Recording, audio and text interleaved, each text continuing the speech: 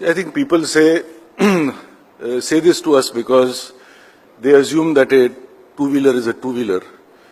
So if you're making a motorcycle, why not also make a scooter? It again comes from the same sales mentality of more is more.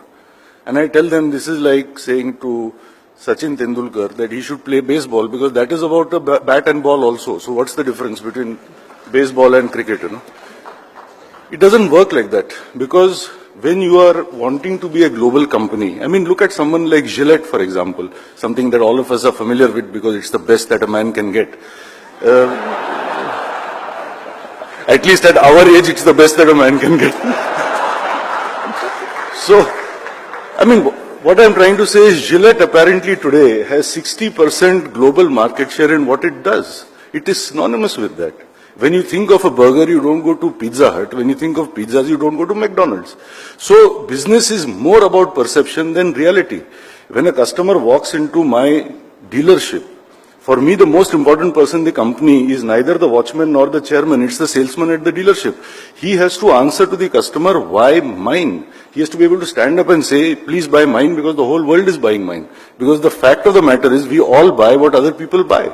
I mean, we don't have the guts to make and the wisdom to make such a very reasoned and wise choice. So, I am saying that in life we should climb only one mountain at a time. If there comes a time when Bajaj has we have only 10% global motorcycle market share. Should I try to move in the motorcycle segment, which is 35 million vehicles worldwide, from 10% to 15, 20, 25, 30, where I have tailwinds, or should I try and address the scooter segment, where we are zero, and try and build it up from there and build a presence? I mean, for me, it's a no-brainer. But the problem is, again, these management concepts like reimagine and re-engineer, because I'm told you should reimagine this. So my answer is this, that, I'm always told by media people, by analysts, that this is called de-risking. That scooter bhi hoga, motorcycle bhi hoga, to ye nahi chalega, to ye chalega. This is not de-risking. This is gambling. This is playing darts. This is distraction. And this is fragmentation of resources. I mean, at the end of the day, you must be like Arjun and you must believe you can see the eye of the bird and you must go for it. And if it doesn't work, it doesn't work. At least you gave it the best shot.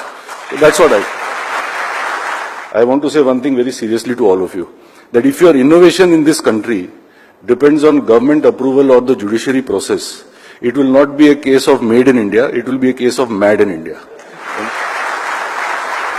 Yoga teaches us, especially if you follow the 8 petals of yoga, to strengthen our immune system from within. It's like saying if you have an accident and God forbid you break your leg, your first port of call is not going to be to use a walking stick. You're going to do physiotherapy and strengthen yourself. In our case, we made a lot of scooters at one time, but our R&D was a big zero. Don't go and tell my father this, otherwise I'll lose my inheritance. But this is my opinion anyway.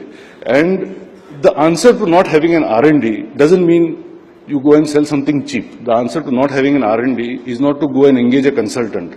The answer to not having an R&D is to develop your own capability. And I started long time back in '96 with 4 young engineers to do that. Why is it in the aviation sector, a sector which is known to be very difficult, Indigo does so well, for example, and Kingfisher does so badly? I jokingly tell people it is because in Kingfisher there is no business model, there are only models.